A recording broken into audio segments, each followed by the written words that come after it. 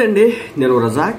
పవన్ కళ్యాణ్ గారు యాడ్స్ చేయరన్న విషయం మనందరికీ తెలిసిందే. అయితే పవన్ కళ్యాణ్ గారు తన లైఫ్ లో ఒకే ఒక యాడ్ చేశారనమాట. సో ఆ యాడ్ కి సంబంధించి రెమ్యునరేషన్ సంబంధించి కొన్ని వార్తలు సోషల్ మీడియాలో వైరల్.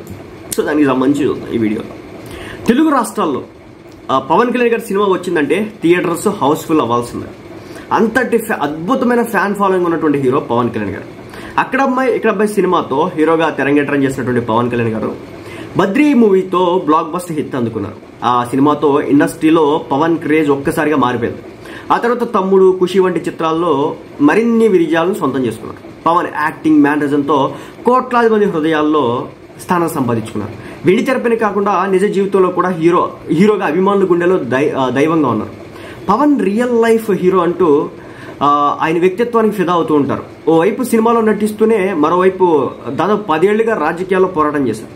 ఇటీవల ఏపీ అసెంబ్లీ ఎన్నికల్లో పిఠాపురం ఎమ్మెల్యేగా భారీ మెజారిటీతో విజయం సాధించారు. అలాగే ప్రస్తుతం ఆంధ్ర రాష్ట్రానికి సంబంధించి డిప్యూటీ సీఎంగా పవన్ కళ్యాణ్ గారు పంచాయతీరాజ్ శాఖ మంత్రిగా విధులు నిర్వహిస్తున్నారు.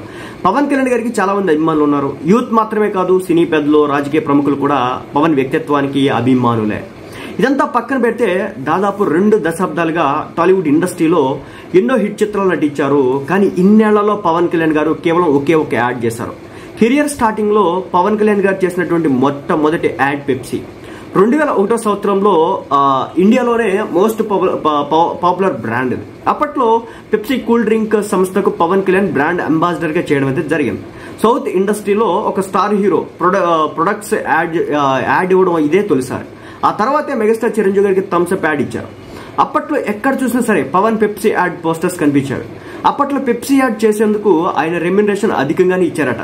ఈ యాడ్ చేసేందుకు గాను పవన్ కళ్యాణ్ గారికి అప్పట్లోనే ₹1 కోటి వరకు రెమ్యునరేషన్ అంటే పారితోషికం ఇచ్చారని చెప్పేసి తెలుస్తుంది. అప్పట్లో ఈ రేంజ్ రెమ్యునరేషన్ తీసుకున్నటువంటి ఏకైక హీరో పవన్ కళ్యాణ్ గారు. ఆ తర్వాత పవన్ కళ్యాణ్ గారు మరో యాడ్ అయితే చేయలేదు, కేవలం సినిమాల మీద దృష్టి పెట్టారు. ప్రస్తుతం పవన్ కళ్యాణ్ గారు ఓజీ, ఉస్తాద్ భగత్ సింగ్ సినిమాల్లో నటించడం అయితే జరుగుతుంది. సో మొత్తానికి 2001 సంవత్సరంలోనే ₹1 కోటి, అక్షరాల ₹1 కోటి యాడ్ కి, ఒక చిన్న యాడ్ కి తీసుకున్నటువంటి ఏకైక హీరో పవన్ కళ్యాణ్ గారు మాత్రమే.